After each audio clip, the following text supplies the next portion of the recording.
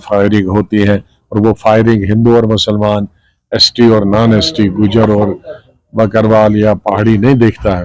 वो किसी के घर को भी उड़ा लेता है, किसी के मवेशी को उड़ा लेता है, किसी की समुदाय के आदमियों को का उसकी नजर में आ जाता है गोली बारूद के। इसलिए हमारा जो बॉर्डर पे लोग रहते हैं उनको और भी चौकन्ना रहना चाहिए कि देश के हित में, प्रदेश के हित में और जनता के हित में यही है कि सभी समुदाय इकट्ठे रहे। और गवर्नमेंट ऑफ इंडिया ने भी कहा है कि इलेक्शन हो जाएंगे, सितंबर तक हो जाएंगे।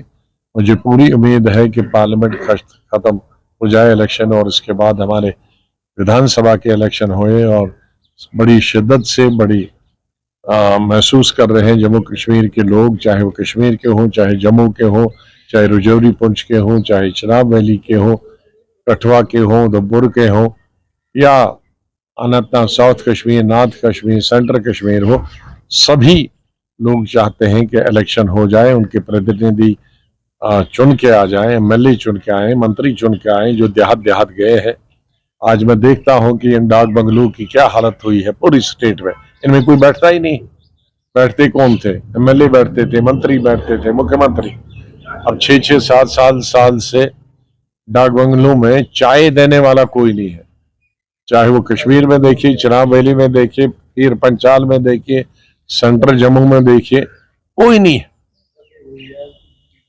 तो जैसे कुछ है ही नहीं, सरकार नाम की चीज है ये। उसमें दूर दूर इलाकों में प्रतिनिधि हमेशा जाते थे पूछने के लिए डाक बंगलों में, और मिनिस्टर जाते थे। इन्हीं से जो हालात लगी है, अधिकतर डाक बंगलों तो पीडब्ल्यूडी के ऑफिस बना लिए है। शर्म की बात है। वही मैंने चिनाब वैली में देखा, वही मैंने पीर पंचाल में देखा, वही कश्मीर में देखा। बजाय उनको डाक बंगलों ठीक करने के लिए खुद ही अपना ऑफिस बना लिए। ऐसा निकम्मा डिपार्टमेंट मैंने देखा नहीं कभी। इस तरह की हालत, चूंकि सरकार ये नुमाइंदे नहीं है, पब्लिक नुमाइंदे, तो कोई भी लूट मारो, कुछ भी करो। इस तरह की हालत हमारी रियासत में हुई है। सर, अगर सरकारी नुमाइंदे आते तो ये हालत नहीं होती। लोगों के पास बैठते, डिस्ट्रिक्टों में बैठते, सेक्रेटरीज कमिश्नर बैठते, डिविजनल कमिश्नर बैठते, तो इनकी भी हालत होती और लोगों को भी पूछता। तो इनसे हमें तो डाक बंगलों से ही पता चलता है कि यहाँ कोई 10 साल से आया नहीं है। पार्टी को लोकतंत्र में ये कहने की कोई रोक नहीं सकता कि मेरी पार्टी सत्ता में आएगी, सेंटर में आएगी, स्टेट में आएगी। चाहे एनडीए हो, चाहे इंडिया हो, चाहे रीजनल पार्टीज हो, लोकतंत्र में सबको अपनी पार्टी की तरफ से दावा करने का पूरी खुद मुख्तियारी है, पूरी आज़ादी है। अगर एनडीए कहता है तो राज्यों में भी राज्य के दल कहते हैं कि हम सब एमपी की सीटें लेंगे, हम सब एमएलए की सीटें लेंगे, तो आज ये सर्वाइवल ऑफ द फिटेस्ट है। कोई कहेगा मैं घर में बैठ के ही कहूंगा कि मुझे सब सीटें आएंगी, तो उसको कौन देगा? कोई अगर मेहनत करेगा, जो लोगों का काम करेगा, जो लोग जनता तक पहुंचेगा, जो लोगों का विश्वास प्राप्त करेगा, वो नेशनल पार्टी हो या रीजनल पार्टी हो, वो जरूर सरकार बनाएगा, उसको जरूर बहुमत मिलेगा। तो इसमें किसी कौन सा दल कामयाब होगा, किसको बहुमत मिलेगा, किसको कम मिलेगा, किसको ज्यादा मिलेगा, ये राजनीतिक दलों तक नहीं है, ये जनता तक है। लेकिन राजनीतिक दलों तक इतना है कि कोई कहेगा कि मैं सो जाऊं, घर में बैठ जाऊं, कोई संपर्क पार्टी से नहीं रखूं, लोगों से संपर्क नहीं रखूं, तो जाहिर है उसको कुछ नहीं मिलेगा।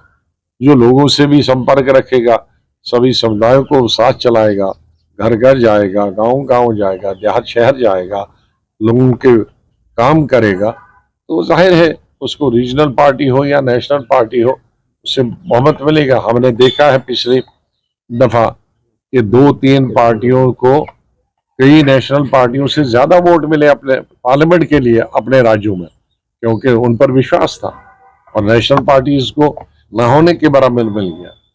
तो ये डिपेंड करता है रीजनल पार्टी और नेशनल पार्टी का कि कितना वो लोगों का अपने राज्य में काम करते हैं। कहेंगे कि हम हिंदुस्तान की सरकार बनाएंगे, ऐसा संभव नहीं है। उसके लिए काम करना पड़ता है। कांग्रेस में हमारे निकलने का एक ये भी कारण है कि हम कहते थे कि अब हमारे 90% लीडर घरों में ही बैठते हैं, और कांग्रेस की एक बड़ी बीमारी हो गई थी जिसको दूर करने के लिए हमने बड़ा प्रयास किया 8-10 साल। कि कांग्रेस में सिर्फ एक सिस्टम बन गया है कि पदाधिकारी बन गया तो उसके बाद काम वगैरह कुछ नहीं करना है। ये नेशनल लेवल पे होता है, स्टेट लेवल पे होता है, डिस्ट्रिक्ट लेवल पे होता है। तो काम करने का उसमें वो सिस्टम नहीं है। वो तब भी था, इसलिए हमने कहा वाह हम तो काम करने वाले हैं, हम यहाँ बैठ के नहीं रहने वाले हैं। हम ज्यादा बैठ गए तो हम भी ऐसे बन जाएंगे, तो ऐसा न बढ़ जाए।